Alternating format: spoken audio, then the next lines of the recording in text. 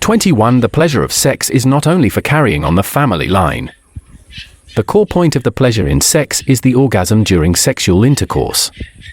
None of the first love, adoration, yearning, dating, caressing, and other emotional enjoyments can compare to the orgasm in sex. Then, what is the orgasm in sexual intercourse? To help us understand the feeling of orgasm between males and females, I have selected some sections from Kinsey Reports, Hatty Report on sex, and especially sex codes, China Reports. I feel like I'm in heaven. I have a blurry sense of giddiness, the thrilling and exciting warmth, fullness, humidness, and force. A sense of urgency, an irresistible sense of pulling. I feel extremely excited and short of breath. Meanwhile, I feel my head lifting up as if in a dream. The sound is vague and distant, time seems still. Joy, happiness, exhilaration, and excitement. I am blissfully ecstatic. I feel terrific, as if I am at my best. It feels like an awakening and the beginning of life. The feeling is incomparably wonderful. It is an ecstasy almost unbearable to human power. Charming. Surging blood. Carefree. Ecstasy. Orgasm. Unparalleled wonder. Intoxicating. Full of power. Incredible. In some aspects, arousal of sexuality offers me the opportunity to transcend myself and wake up from the dense fog of daily life and existence. I feel as if I have left my flesh and my spirit, caring for nothing that normally seems extremely important to me. Wonderful feeling of caresses. I wish this could go on forever. The stillness of life is like an eternal moment, intertwined strongly through indulging and savoring the sweet pleasure of the flesh. A fantastic sensation. I myself am in another dimension which drifts and melts from the supporting point of my life. A raging flame, violent and engulfing everything. Extremely fantastic. A refreshing and irresistible orgasm is increasing to such an extent that an intense charge surges around the clitoris, just like a space-exploring rocket shooting up explosively. Then the charge radiates in the entire region of my pubes. At this moment all other things have vanished from my consciousness. It seems that the inside of me is filled with enormous power. The wetness, the heat, and the intensity make me feel incomparably comfortable. During the whole process, all the raging wonderful feelings are radiating on the internal side of my legs. It seems that all things around me have ceased their existence. I am completely immersed in this wonderful feeling.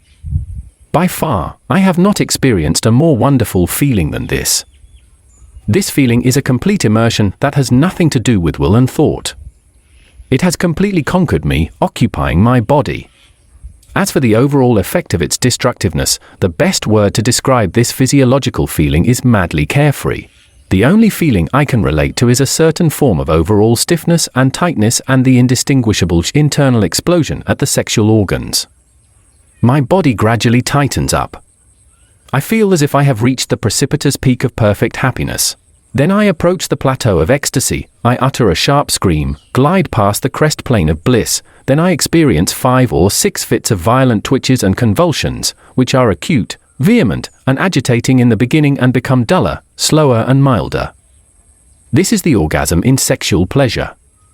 From the above statement, we can see that the physiological and psychological sensations during orgasm are incomparably wonderful pleasures and the ultimate beauty. No wonder Ban Ji said in the Book of Han, Arts and Literature, sexual intercourse is the ultimate expression of emotion and nature, the boundary of Tao. Jared Diamond, a physiology professor at the University of California, Los Angeles, said, human sex is weird. It is magical, incredible, and beyond nature. The pleasure between two sexes is so magical, so soul-stirring, so desirable, no wonder Freud concluded that the driving force of sex is the greatest force that propels social development. Then, who created such a wonderful feeling for humankind? Is sexual orgasm a result of natural evolution? Is sexual pleasure solely for the purpose of reproducing? Stephen Howard, a graduate student at Indiana State University, said, in terms of energy required, asexual reproduction is a more economical way to transmit genes to one's progeny. His research results showed that asexual reproduction is the most economical way and the most effective way to transmit the genetic traits of a living organism to its offspring. But how did sexual reproduction come into being? Is sexual pleasure only for bearing children? The answer is no. Prostitutes engage in prostitution not to bear children for pleasure-seeking men, and those men do not seek out prostitutes to have children with them. Human intelligence can create a master machine that produces products continuously. So, why couldn't the greatest creator make a matrix that continually produces offspring? The pleasure of sex is purely for the enjoyment of life, and this is the universal love of the greatest creator. As for the propagation of offspring, it is only a byproduct of the pleasure of sex. Moreover, asexual reproduction will pass on diseases carried by genes to future generations. Through copulation, diseases carried by genes can be remitted or even eliminated. The benefits of crossbreeding are evident. Therefore, a species may go extinct without a sex life. Thus, the pleasure of sex is an arrangement of the greatest creator. Sex life conforms to the decree of the greatest creator. Suppressing, inhibiting, or destroying sex life is against human nature.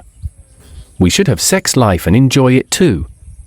Sex life should accompany us to the other shore of life. It is unreasonable to suppress, inhibit, or destroy sex life because it goes against human nature.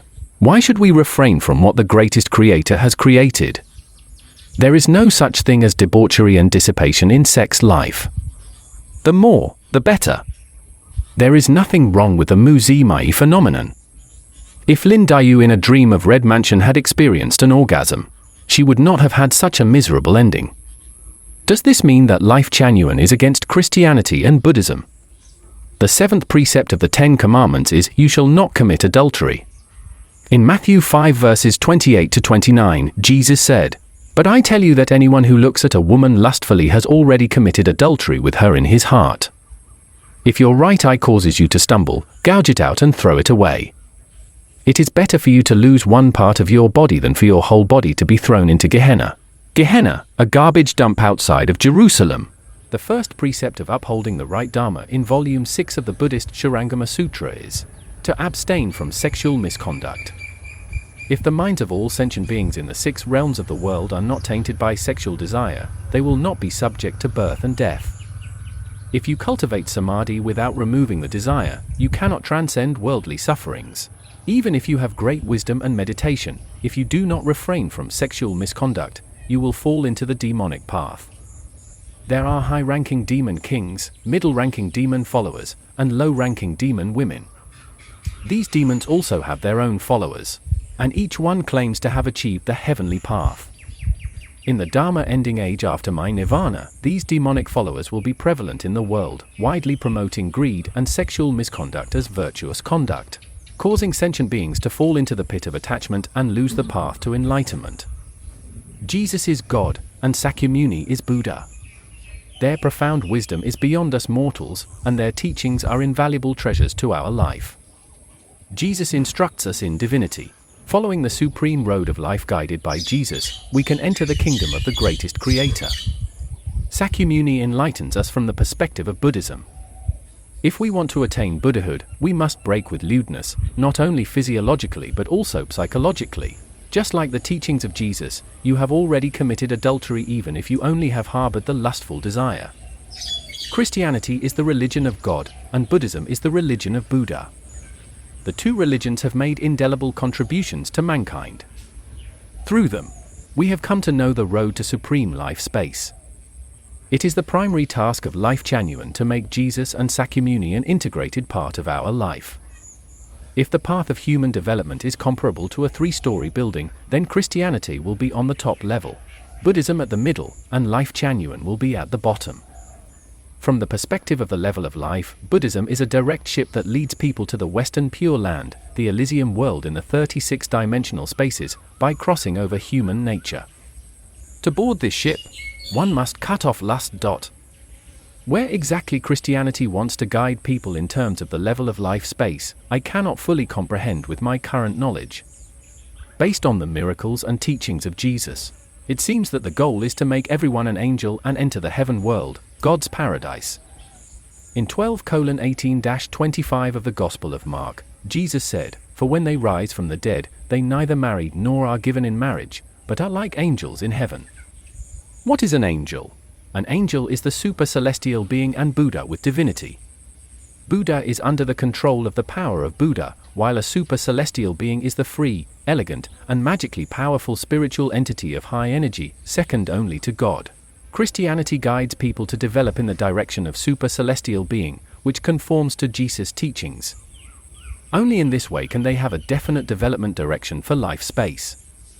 However, from the activities and pursuits of Christians, it seems that they are still clinging to worldly affairs, to the relations of parents, children, couples, and friends and relatives, and to private properties, which is unreasonable.